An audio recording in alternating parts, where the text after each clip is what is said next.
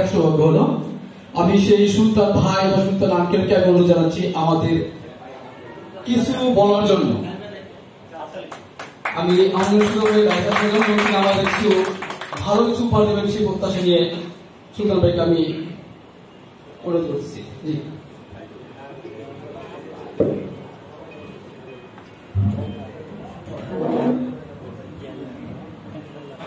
আসসালামু আলাইকুম। সুলতান হোসেন, মনে হয় সবাই চেনেন আমাকে। সবাই ভালো আছেন আপনারা? আমি মূলত একজন খামারি। আমার এগ্রো বিজনেসের বয়স 18 বছর। কৃষি এমন কোন সেক্টর নাই যেখানে আমার অবদান। আমি বরিশাল বিভাগে সবসময় কৃষিতে প্রথম স্থানে, এই অবস্থান আমার। বায়োফোনাটা আমরা মূলত শুরু করছিলাম 17 সালে পরীক্ষামূলক, পরীক্ষামূলক ছোট ট্যাঙ্কি আকারে। মূলত 18 সালের দিকেই আমরা চাষে যাই বাণিজ্য। এখানে বাণিজ্যিক আমরা 2টা ট্যাঙ্ক দিয়ে শুরু করছিলাম, মাটিতে 10টা বাড়িতে। পরবর্তীতে ওইটা 6টা উন্নত করছি। বর্তমানে 16টা ট্যাঙ্ক আছে। এখন বর্তমান ট্যাঙ্কগুলি 20-25 হাজার লিটার। আগে আমরা 10,000 লিটার করতাম। আমাদের বর্তমানে 16টা ট্যাঙ্কে মাছ আসছে বাংলাদেশে। এমন কোন জেলা নেই যেখানে আমাদের পরিচিতি নেই। বায়োফ্লকটা এখানে কিন্তু আমরা যে বায়োফ্লকের অনুষ্ঠান, এটা শুধু বায়োফ্লক এরা আছে, এরা দেখছি অনুষ্ঠান করে। মূলত আমি বায়োফ্লককে ভালোবাসি, এই কারণেই এখানে চলে আসি। এদের সাথে আমার কেউ কখনো দেখা হয় নাই, কিন্তু যখন দেখছি যে এরা একটা অনুষ্ঠান করতেছে, শুধু ভালোবাসার টানে আমি চলে আসছি। এখন ঘটনা এসে দেখি এখানে যে মনে হইল যে এখানে যারা আছে সবাই আমার পরিবারের লোক, এই ধরনের অবস্থা। সবার কারোর সাথেই যে মনে করলেন কিন্তু আজকে যে অবস্থান, তারা সবাই আমার একান্ত ঘনিষ্ঠজন হিসেবেই আছে। এই সেক্টরটা দাঁড়াবে যারা যারা আছে সবাই বড় ট্যাঙ্কের দিকে নজর দেয়। আমরা কিন্তু প্রথম থেকে একটা কাজটা গ্রো এই লেভেলের জন্য আমরা কাজ করতেছিলাম। এখন আমরা চাইতেছি এদের থিম আর আমাদের থিম কিন্তু একটা। আমরা তৃণমূল নিয়ে কাজে আছি। আমি কিন্তু কয়েকটা এনজিওর সাথে ইদানিং জড়াইতেছি। ওরা চাইতেছি যারা এনজিও করে তারা মনে করেন একটা 10,000 লিটারের একটা প্রজেক্ট একজনকে করে দেবে এবং তাদেরকে ফান্ডটাও দেবে। কারণ এই কাজটা তো আমার মনে হয় একটা খারাপ কাজ না। কারণ যদি এখানে আমরা 2 লক্ষ লিটারের উপর করে থাকতাম, তাহলে এই যারা দরিদ্র শ্রেণী আছে তারা কিন্তু এই সুযোগটা কিন্তু পাবে না। এখন আমরা চাইতেছি প্রতি ঘরে যেমন গরু পালন হয়, হাঁস মুরগি পালন হয়, একদিন এই বায়োফ্লকটা ঘরের পাশে পাশে থাকে। এটাই হলো আমার দিন। আমি প্রথম থেকে এটার উপরে কাজ করি এবং আমি এইটাই আশা করি যে বায়োফ্লক যে দাঁড়াবে, যারা আছেন সবাই অভিজ্ঞ এবং সবাই বিশেষজ্ঞ, বিশেষ কোনো ব্যাপারে সবাই। আমরা তো ছোটখাটো চাষি, আমরা চেষ্টা করতেছি এটা যাতে দাঁড়ায় এবং আপনাদেরও এই সত্যি করা উচিত যাতে এই সেক্টরটা যাতে দাঁড়াই থাকে, কেউ যাতে এটা কোনো ক্ষতি না করতে পারে। আমি এই যে বাংলাদেশ থেকে এখানে আসছি, আমাকে 4 জন লোক ফোন দিয়েছে যে ভাই আপনি বরিশাল থেকে চাই। আমি কেন? ওখানে 10 জন লোকের সংগঠন, ওইটা কোনোদিন দাঁড়াবে না। আমি বলছি যদি 10 জন সংগঠন হয় সেখানে আমি একটা 11 লোক পাবো, অসুবিধা নেই। আমি যেখানে আছে আমি সেখানেই আছি। যদি আমাকে কোনো সময় কোনো হেল্পের প্রয়োজন হয় আমার ডাকলে পাবেন। এগুলি আমি ধৈর্য বিশেষ করে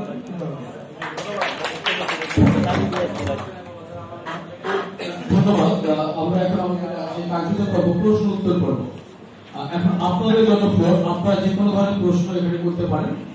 আমরা চেষ্টা করবো সম্মিলিতভাবে সেই প্রশ্নের অ্যান্সার গুলো দেওয়ার। শুধুমাত্র যে সুজন ভাই, রুবেল ভাই এরা অ্যান্সার গুলো করবে না, আমাদের মধ্যে যে আছে আমরা সবাই মিলে সেই প্রশ্নের অ্যান্সার গুলো দেওয়ার চেষ্টা করবো। পাশাপাশি আমরা কিভাবে এটা সামনের দিকে এগিয়ে নিয়ে যায় সেই বিষয়ের উপর কথাবার্তা বলে এই প্রোগ্রামটা শেষ করবো। আপনাদের কোনো প্রশ্ন থাকলে আপনারা করতে পারেন এই মুহূর্তে। আমি যে প্রশ্নটা করতে যে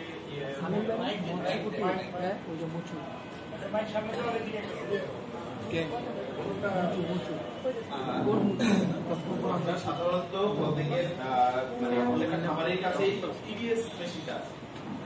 টিডিএস মাপার যে মেশিনটা আছে প্রত্যেকটা খামারের কাছে কম বেশি হলে ছোট বড় করে কম দামি ঠান্ডা টিডিএস মেশিনটা এটা দিয়ে আমরা কিভাবে স্যালারিটাকে অ্যাডজাস্ট করতে পারি বা মেইনটেইন করতে পারি এটা একটু নরমালি মানে কোনো সাউন্ড সিস্টেম কোনো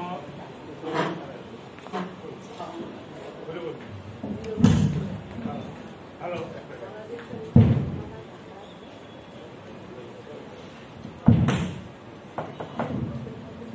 আপনি টিডিএস মনে করেন নরমাল একটা পানির পাইলেন হইতেছে 120। আচ্ছা, এখন আপনি ওখানে লবণ যোগ করলেন, পাশাপাশি আপনি মোলাসিসও দিলেন, ঠিক আছে? মোলাসিসের সবকিছু ডিজলভ হয়ে মানে ইয়ে হয়ে যাবে। মোলাসিসের মধ্যে কার্বন যেটা থাকে সেটা না হয় মাছের জন্য বা অ্যামোনিয়ার সঙ্গে কনজিউম করলো, কার্বনের সাথে তো অনেক কিছু থাকে। তো এখন মনে করেন মোলাসিসও দিচ্ছেন 1.5 কেজি। তো আপনি এখন কিভাবে পরবর্তীতে যখন লবণ দিলেন, লবণ দেওয়ার পরে মোলাসিসকেও কাউন্ট করলো টিডিএস, আবার লবণকেও কাউন্ট করলো টিডিএস, তখন আপনি পরবর্তীতে গিয়ে টিডিএসটাকে মানে স্যালারিটাকে আলাদা করবেন কিভাবে? আর যদি মনে করেন মাছের বর্জ্যটা যে এখানে জয়েন হয়ে গেল, মাছের যে খাবার খাদ্যের যে জিনিসগুলা উপাদানগুলো সেগুলো যখন ওখানের সঙ্গে বারবার জমা হইতে থাকলো, তখন এই খাদ্যের উপাদান তো ডিজলভ সলিড, প্রোটিনের সাথে আরো অন্যান্য কিছু থাকতে পারে। এই যে প্রতিনিয়ত যে ডিজলভ সলিড গুলো যেখানে জমতে থাকলো, এই ডিজলভ সলিড গুলো জমতে জমতে একটা পর্যায়ে গিয়ে আপনি কিভাবে এটাকে কাউন্ট করবেন যে স্যালারি কোনটা? এটাতে একটা সমস্যা দাঁড়াবেই এবং পারফেক্ট রেজাল্ট পাবেন না। ঠিক আছে, আপনাদের এই ইনফরমেশনের জন্য অনেক ধন্যবাদ। তাহলে আমাদের মুদ্রা কথা হচ্ছে আমার টিডিএস মেশিনের দরকারই নেই, আমার টোটালি দরকার স্যালারি মেশিন। সেটা একটা পর্যায়ে, সেটা পর্যায়ে কোন পর্যায়ে আমি বলি, শুধুমাত্র যখন প্রথম পানি দিলেন, ঠিক করেন, প্রথম পানি দিলেন এখানে পানি আছে, ক্যালসিয়াম কার্বনেট দিল, সেটাও কিন্তু গলনের পরে যদি ক্যালসিয়াম কার্বনেটের মধ্যে আরো কোনো কিছু যদি দেখা যায় যে খারাপ কিছু থাকে বা ভেজা থাকে, সেটাও কিন্তু টিডিএস কে আপ করে দিবে। আচ্ছা, দিল। এরপরে যদি আপনি লবণ দেন, তো ওই সময়ের জন্য সামান্য একটা সার্টেন পিরিয়ডের জন্য টিডিএসটা কাজে লাগতেছে, যে আপনি দেখাচ্ছেন যে 120, তারপরে লবণ অ্যাড করার পরে 350, 400, 500। এরপরে যখন আপনি মাছ ছাড়ার পরে আর ওই হিসাব খুঁজে পাবেন না। অর্থাৎ তখন হয়ে যাবে এমন একটা পর্যায়ে যে যদি বেশি বাচ্চা হয়ে যায়, যে কোন বাচ্চা কোন ক্লাসে করে বলতে পারবেন না, আমার আমাদের পজিশনে চলে যায়। ঠিক আছে?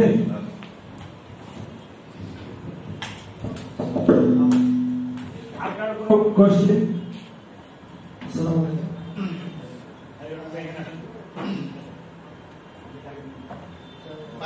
আমার প্রশ্ন হচ্ছে, আমরা এখানে আজকে একত্রিত হয়েছে একটা অ্যাসোসিয়েশন ক্রিয়েট করার জন্য। অ্যাসোসিয়েশন মিনস আমরা সকলে একত্রিত হয়ে একটি কাজ করবো। এখনো আমরা যারা প্রান্তিক লেভেলের চাষি আছি, যেরকম আমার বাসা খুলনাতে, আমি অনেকগুলো প্রবলেম ফেস করি। আমার প্রবলেমগুলো আমি আশপাশে কোনো জায়গায় সলিউশন পাই না। যেরকম পোনার সমস্যা, হ্যাঁ, সঠিক রোগ ম্যানেজমেন্টের সমস্যা, যেহেতু আমি নতুন, আমি সঠিক রোগ ম্যানেজমেন্ট করতে পারি না, দেখতে মানে সঠিকভাবে নির্ণয় করতে পারি না।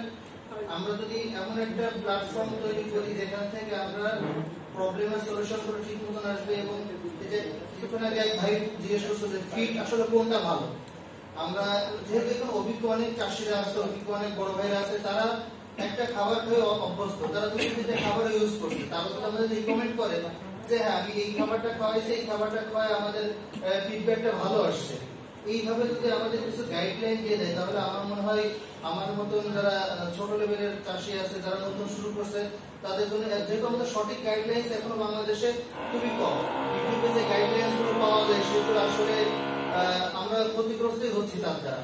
এই জন্য আমরা সঠিক একটা গাইডলাইন আপনাদের কাছ থেকে আশা করতেছি।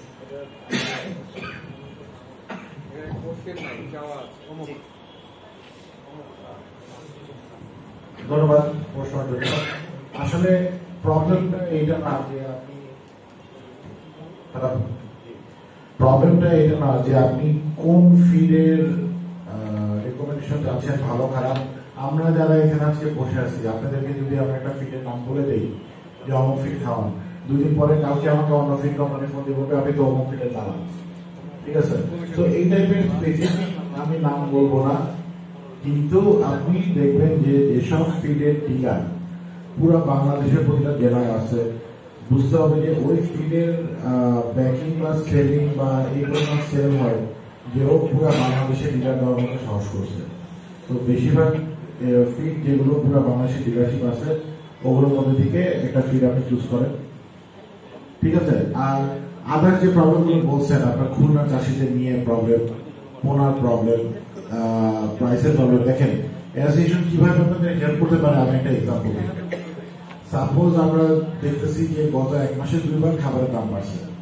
তো এখন আমরা যে চাষিরা আছি আমাদের ধরেন আমাদের আপনার এলাকায় 10 জন তেলাপিয়া ফার্মার আছে যাদের ধরে নিলাম প্রত্যেকের 1 লাখ লিটার করে কালচার আছে। তো যেহেতু খাবারের দাম বাড়ছে, তেলাপিয়ার দাম বাড়া মানে সব কিছুর দাম বাড়ায় এবং আপনাদের খরচ বাড়বে। তো আপনারা যেটা করতে পারেন সেটা হচ্ছে কোন একটা ফিড কোম্পানি যারা ছোট তাদেরকে অর্ডার দিতে পারেন যে ভাই আপনি আপনাদেরকে আমি একটা স্পেসিফিক বায়োফ্লকের জন্য অ্যাকসেপ্টেবল এবং বায়োফ্লকের জন্য অ্যাপ্লিকেবল একটা রেসিপি দিব, আমাকে ফিড বানায় দেন। এবং আপনি যদি কোম্পানির কর্পোরেট থেকে না গিয়ে নিজে নিজে ফিডের অর্ডার দিয়ে বানান, ফিডের কস্ট ডেফিনেটলি কম পড়বে, কোনো সন্দেহ নাই। কারণ র ম্যাটেরিয়াল গুলো আপনি কিনে নেবেন, ফিড মেকার শুধু ফিডটা বানায় দিবে। কিন্তু সমস্যা কোথায়, ফিড মেকারের মেশিনের ক্যাপাসিটি ধরে ও অল্প ফিড আপনাকে দিবে না, ও বলবে আপনাকে 150 টন বা 200 টন ফিড নিতে হবে। তো 150 টন 200 টন ফিড কিন্তু একজন চাষির পক্ষে তার মাছকে 2 মাসের মধ্যে খাওয়া শেষ করা সম্ভব না। আর 2 মাসের পরে ফিড রাখলে ফিডে ছাতা পড়বে, ফিড নষ্ট হবে, ওই ফিড আপনি মাছকে খাওয়াতে পারবেন না, ফালাই দিতে হবে। তো এই ক্ষেত্রে কিন্তু আমরা যেটা করতে পারি, একটা এলাকার 10 জন চাষিকে যদি আমরা অ্যাসোসিয়েশনের থ্রুতে একসাথে আনতে পারি যে 10 জনের মধ্যে খাবারটা সমান ভাগে ভাগ হবে, সেই ক্ষেত্রে 10টা চাষি যেরকম কম দামে খাবার পাইল, নাম্বার 1। নাম্বার 2, তারা বায়োফ্লকের জন্য প্রপারলি রেসিপি করা একটা ফিড পাইল যেটা কিনা বায়োফ্লকের সহায়ক হবে। নাম্বার 3, আলটিমেটলি যেটা হবে যে আমাদের ফিড কোম্পানির উপরে আমরা এখন যেভাবে জিম্মি হয়ে আছি যে ওরা আজকে 10 টাকা বাড়লে আমরা 10 টাকা দিতে বাধ্য হব, আমাদের ওদের উপরে নির্ভরশীলতা কমবে এবং আমরা এটা খুব সহজে করতে পারি, এখন কঠিন কিছু না। তো এটা জাস্ট একটা সিম্পল এক্সাম্পল যে অ্যাসোসিয়েশন বা ঐক্য বা 10টা চাষি একসাথে হইলে তারা কি করতে পারে। এরকম আরো 1000টা এক্সাম্পল দেওয়া সম্ভব, 1000টা কাজ করা সম্ভব। এখন আপনাদের মাথায় আসতেছে না, করতে গেলে বুঝতে পারবেন চলে আসবে। তো এই জন্য অবশ্যই সবার একসাথে কাজ করতে হবে, একসাথে ঐক্যর মাধ্যমে আগায় যেতে হবে। অ্যাসোসিয়েশন ফর্ম করলে আমরা এই কাজগুলো অনেক ইজিলি করতে পারবো, সেটা যে ছোট প্রবলেম হোক না কেন। জি নুরুসাগর ভাই, আমরা আজকে অ্যাসোসিয়েশনের জন্য একত্রিত হয়েছি, এই কথাটা একভাবে বলা যায় আবার একভাবে যায় না। আমরা নির্বাচনী কিছু ব্যানার দেখেন না যে দেওয়া যায়, দেখা যায় যে অমুক হয়ে দেওয়া যায়, অমুক চাই, সে কিন্তু নমিনেশন পায়নি, কিন্তু দেওয়া যায় দিয়ে কি প্রমাণ করে যে তারা আসতেছে, মার্কেটে আসতেছে। এটা দিয়ে কিছু কিছু জিনিস বোঝার চেষ্টা করে যে এটা দিয়ে পরিবেশটা কোন দিকে যাইতেছে একটু দেখি, পাবলিক সেন্টিমেন্ট কোন দিকে যাইতেছে দেখি। তো আমরা এই যে একটা সেমিনারের আয়োজন করছি, এটা দিয়ে আমরা চাইতেছি যে আমাদের সম্ভাবনা লোকজন যে আমরা দেওয়া চাই, আমরা অ্যাসোসিয়েশন করতে চাই, আমরা দেখতে চাই যে আমরা আমাদের পক্ষে কতজন আছেন, বিপক্ষে কতজন আছেন, আমরা এই জিনিসটা একটা ওভারঅল ভিউ দেখতে চাই। এখন কেউ যদি আমাদের চেয়ে বেশি সার্ভিস দেয় আমরা চলে যাবে, তাদের সাথে সমস্যা নেই। বা আমরা যদি দেখি যে তারা বেশি সার্ভিস দিচ্ছে তাহলে আমরা একটু ভালো করার চেষ্টা করি, একটা কম্পিটিশন হবে। একটা কথা হইতেছে যে আমরা অ্যাসোসিয়েশনের জন্য দাবিদার হিসেবে মাঠে নামছি, আমাদের এই দাবির পরিপ্রেক্ষিতে বরিশাল থেকে সুলতান ভাই মতো লোকজন চলে আসছে। এখন যদি কোনো কারণে অন্য কেউ করতে চায় তাহলে আমাদের চেয়ে ভালো কিছু সার্ভিস দেওয়ার চেষ্টা করুন। আমরা যেমন কেউ কোনো কিছু ব্যবসা বাণিজ্য করি না, আমরা শুধুমাত্র মোটামুটি ধরে নিচ্ছি যে আমরা মানে খামারিদের সার্ভিস দিব, খামারিদের স্বার্থগুলো দেখার চেষ্টা করবো। ব্যক্তি স্বার্থ এখানে থাকলেও থাকতে পারে, সেটা গৌণ একটা বিষয় থাকতে পারে, কারণ মানে ব্যক্তি স্বার্থের বাইরে মানুষ যেতে পারে না যে কোনো ভাবে। আর কেউ যদি ব্যক্তি স্বার্থের বাইরে যায় তাহলে বুঝতে হবে, প্রমাণ করার চেষ্টা করে তাহলে বুঝতে হবে তার স্বার্থটা আরো বড় কিছু। তো সেই যাই হোক, তো এই জিনিসগুলো এই যে আমরা আজকে আমাদের দোয়া প্রার্থীর মানে ফেস্টুন গুলো আমরা লাগাই দিচ্ছি আজকে এই পজিশনে, বাকিটা সামনে বোঝা যাবে যে আসলে কি হইতেছে আর কি হইতেছে না। তো পরের কোশ্চেনটা একটু নেই।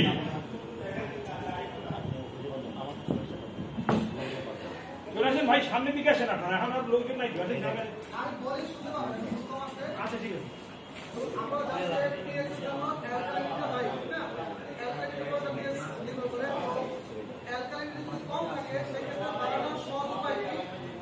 আবার যদি বেশ থাকে সেক্ষেত্রে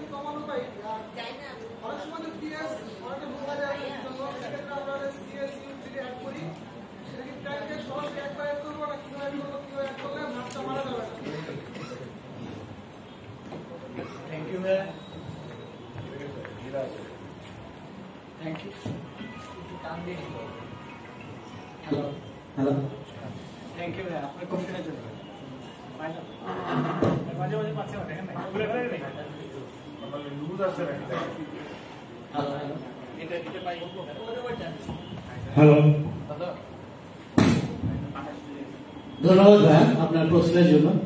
আসলে আমরা পিএস নিয়ে যে এক কথায় উত্তর দিতে গেলে আসলে কোশ্চেনটা অনেক কঠিন হয়ে যায়। আমি আপনাকে একটু সিম্পল অ্যান্সারটা দিচ্ছি, সেটা হলো আমরা প্রথম দিকে যে আমাদের নতুন একটা ট্রেডিশন সৃষ্টি হয়েছে যে পিএস বাড়লে পরে আমরা তার মানে এসিডিক কিছু দিয়ে পিএসটাকে কমানোর চেষ্টা করতেছি। আসলে থিওরিটি এরকমই না, ঠিক আছে। প্রথম থেকে যদি আপনার পানিটাকে, কারণ আমাদের পানির বেসিক্যালি আমাদের বাংলাদেশে যে পানিটা পাই আমরা, এই পানির যে প্যারামিটারটা আছে পিএইচ প্যারামিটার, সেটা অলমোস্ট 7 থেকে 7.5 পর্যন্ত। ওকে, এর বেশি একটু গেলে 7.7 যায়, এর বেশি না। তো আমাদের ন্যাচারাল পানিটা কিন্তু 7.5, আমরা যেটা মনে করতেছি ন্যাচারাল পানি যেটা, ওকে, ন্যাচারাল পানি যেটা সেটা 7.5। তো এইটাকে আমরা যখন বাড়াই ফেলতেছি আবার নিজেরাই কমাচ্ছি, দেখেন এখানে কিরকম ইমব্যালেন্স হচ্ছে বিষয়গুলো। এই জন্য আমাদের প্রথমে একটু কনসেন্ট্রেশন থাকতে হবে যে আমরা পিএসটাকে ডিও লেভেল দিয়ে ডিও পুশ করে অত দূরে নেব, ঠিক আছে। তাহলে আমাদের ওই পিএস কমানোর কোশ্চেনটা আসবে না।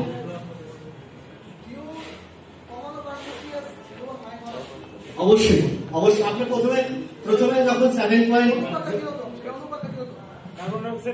কার্বন ডাইঅক্সাইডের রেশিওর সাথে এটা ডিপেন্ড করে, কারণ আপনি যখন ডিও ডিজলভ করবেন তখন কার্বন ডাইঅক্সাইডের ডিজলভেশন কমে আসে, ঠিক আছে। দ্যাটস ওয়াই পিএসটাকে, মানে এটা আসলে আপেক্ষিক বিষয়, তবে কাজটাই এর জন্যই হয়। ওকে, এখন বাড়ানোর বিষয় যেটা আসলো, বাড়ানোর বিষয় দুইটা পদ্ধতিতে করা যায়।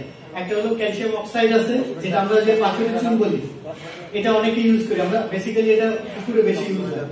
একটা হলো CaCO3 ক্যালসিয়াম কার্বনেট, যেটা এটা ইউজ করি। আরো কিছু আছে, সেটা হলো ডোলোমাইট যেগুলা, ঠিক আছে, এগুলো ইউজ করা যায়।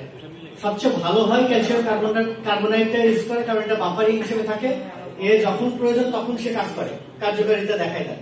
দ্যাটস ওয়াই ক্যালসিয়াম কার্বনেটটা সবচেয়ে প্রেফারেবল আমাদের এই বায়োফ্লকের জন্য। ওকে, আপনি বেশি করে দিলেও প্রবলেম নাই, ক্যালসিয়াম কার্বনেটটা সারফেসের সৃষ্টি করে, এটা হেটারোট্রফিক ব্যাকটেরিয়ার জন্য করে, আপনার নাইট্রোফাইল ব্যাকটেরিয়ার জন্য সারফেস হিসেবে কাজ করে। সো আপনি যদি যেটা পরিমাণ মতো, যে পরিমাণে দেওয়ার কথা তার চেয়ে একটু বেশি দিলেও প্রবলেম হয় না ক্যালসিয়াম কার্বনেট দিলে। তবে ক্যালসিয়াম অক্সাইড যেটা, ওইটা কিন্তু দিতে হইলে আপনার ট্যাঙ্কের পাশে দাঁড়ায় যতক্ষণ দিবেন ততক্ষণ আপনার পাশে থাকতে হবে, কারণ ওটা আপনার একেবারে পিএসটাকে দুধ করে হাই করে ফেলে, ঠিক আছে। এজন্য ওটা একটা ব্যাড ইফেক্ট আছে। ওইটা দেওয়ার জন্য আপনার কিছু প্রসেস আছে, যেটা হলো আপনার পাথরের চুনটাকে আপনি গোলায় রাত্রেবেলা রেখে পরের দিন সকালে ইউজ করতে হবে, এবং সরাসরি চুন না ইউজ করে উপরে পানিটা ইউজ করা বেস্ট।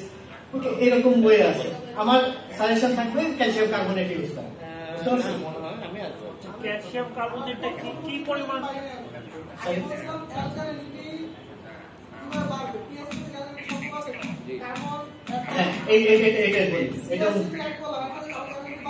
অবশ্যই বাড়বে, এখানে কার্বনেট আছে তো এই জন্য বাড়বে, বুঝতে পারছেন।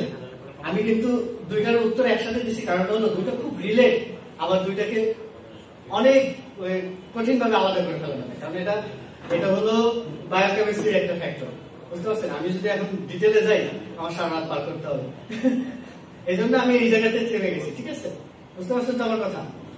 ওকে, থ্যাংক ইউ। ক্যালসিয়াম কার্বনেট দিলে অ্যালকালিনিটা বাড়ার কারণটা কি, বৈজ্ঞানিক যে ব্যাখ্যা।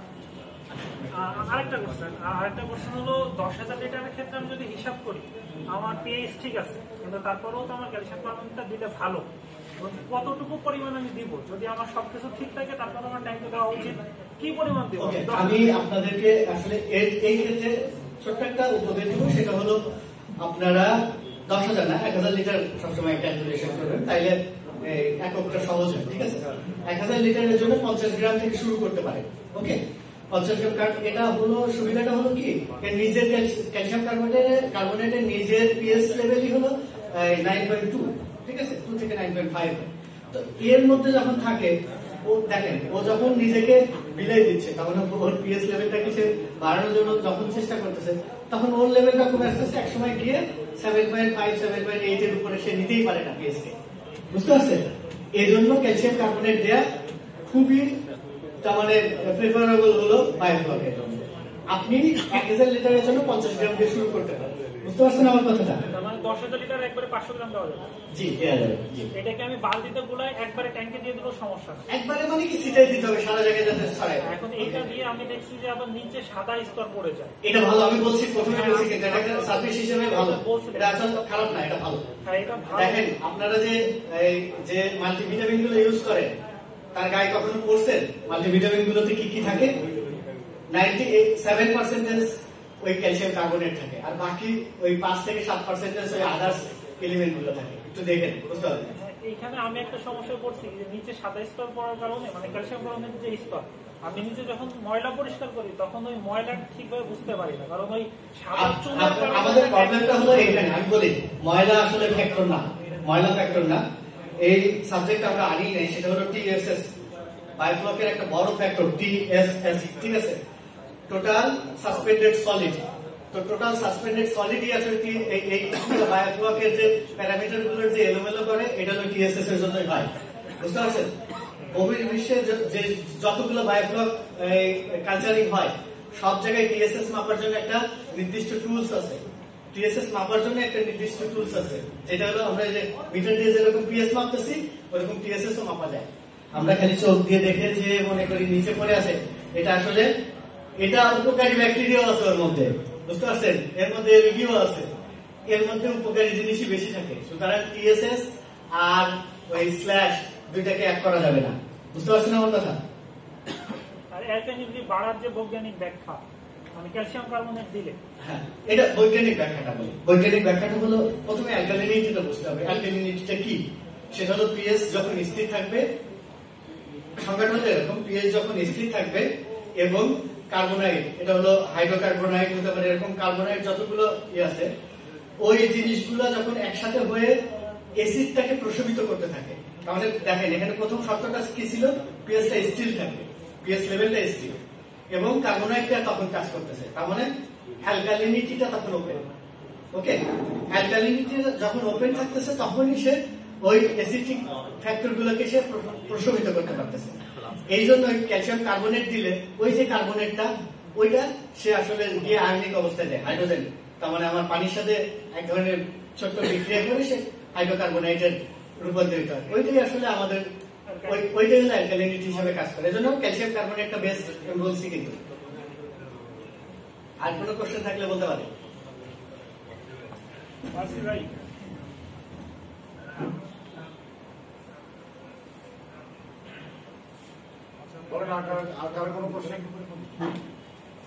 জানার ছিল আপনারা তো পর্যালোচনা করছিলেন, যখন শুনছিলাম যেখানে 30% বলছেন, আমি একজন নতুন, সেই হিসাবে আজকে যে আলোচনা হয়েছে আপনারা বাংলাদেশে বায়োফ্লককে প্রতিষ্ঠিত করতে অনেক প্রতারণার শিকার হয়ে আজকে প্রতিষ্ঠিত বা সফল। সেক্ষেত্রে আমরা যারা নতুন, আমরা ইউটিউব বা ভার্চুয়াল জগতে এবং বাস্তবে ব্যাংকের সাথের মতো ট্রেনার আর গাইডলাইন দেখে আমরা নিজেরা বিভ্রান্ত। এখন আমাদের এই পরিবেশে আমাদের করণীয় কি?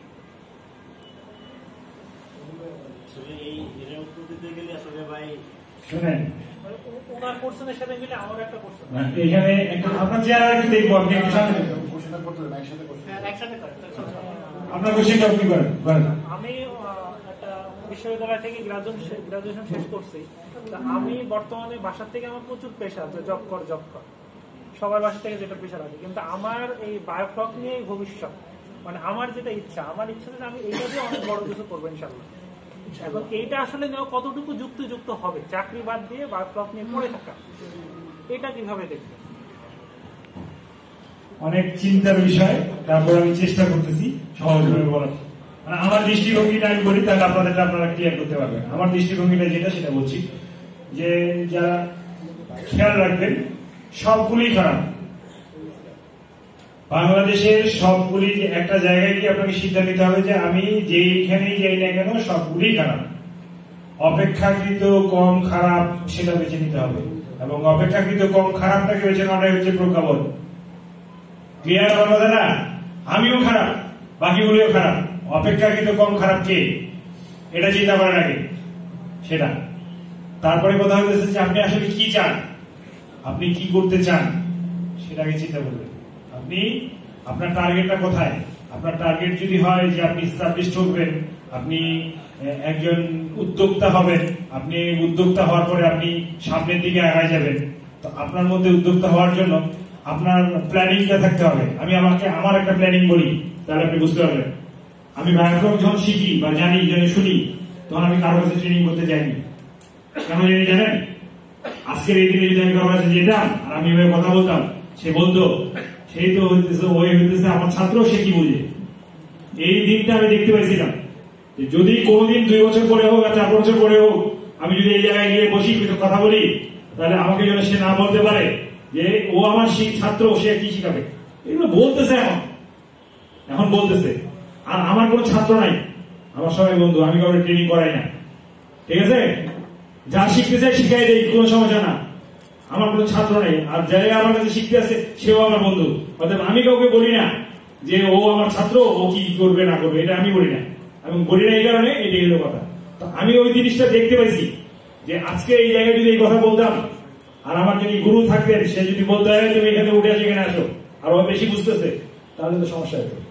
আপনাকে দেখতে হবে আপনি কোন দিকে যাবেন, সেভাবে আগাবেন। আপনি কোথায় গিয়ে দাঁড়াবেন সেটা আপনাকে আগে প্ল্যানিং এর মধ্যে নিতে হবে, এবং সেভাবে আস্তে ধীরে আগাতে শুরু করেন, আগাইতে পারবেন। আপনি যদি মনে করেন যে আপনি পানির প্যারামিটার বুঝেন না, ছোট করে বুঝেন, আপনাকে বুঝতে হবে শুধুমাত্র কালচার শিখলেন হয়ে গেল, তা কিন্তু না। আপনাকে মার্কেটিং ভালো বুঝতে হবে, সেলস বুঝতে হবে, প্রোডাক্ট কিভাবে আপনি কত কম। এই যেখানে একজন ভাই আছেন, উনি প্রোডাকশন করেন, অন্য কিছু প্রোডাকশন করেন, ওনাকে কম্পিটিটর মার্কেটের সঙ্গে লোকজনের সঙ্গে কম্পিটিশন দিয়ে চলতে হয়। ওনাকে সর্বপ্রথমে ওই সাবজেক্টের উপর পড়াশোনা করতে হয়েছে। ওই সাবজেক্টের উপর পড়াশোনা করার পরে ওরকম একটা পরিবেশ তৈরি করার পরে কিছুদিন জবও করতে হয়েছে। তারপরে উনি প্ল্যানিং অনুযায়ী কাজ করতেছেন। এখন উনি বিদেশি কোম্পানির সাথে বিট দিয়ে বাংলাদেশি কোম্পানির প্রোডাক্টকে এস্টাবলিশ করেন। তো এই জিনিসগুলো আপনাকে প্ল্যানিং এর মধ্যে দুইটা জিনিস বলছি। একটা জিনিস হচ্ছে এই যে আমি 2 বছর আগে চিন্তা করছিলাম যে কার কাছে ট্রেনিং করতে যাব, করতে গিয়ে আমি থেমে গেছি। থেমে গিয়ে আজকের দিনে কি প্রবলেম হতে পারে এদিকে চিন্তা করছি। প্ল্যানিংটা ওভাবে সাথে এটাতে আমার কথা আছে সাথে, কারণ আপনি তো ট্রেনিং দেন না, আমার একটু কথা আছে, আমার পার্সোনাল। ঘটনা হচ্ছে যে এখানে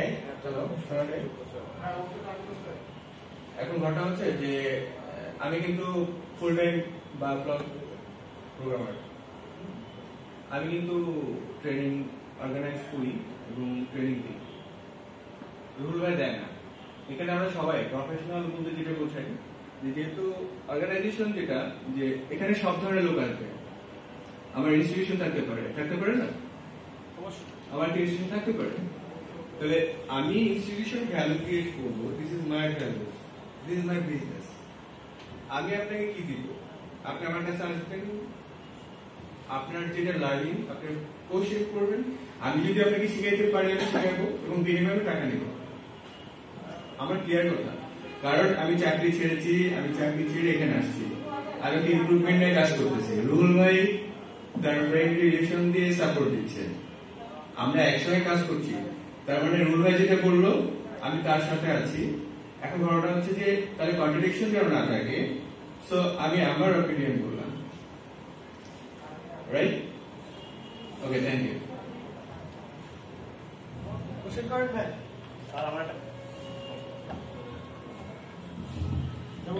আমার একটা প্রস্তাব যে আমরা তো একটা এডিশনের মধ্যে আসছি বা আসতেছি, চেষ্টা করতেছি।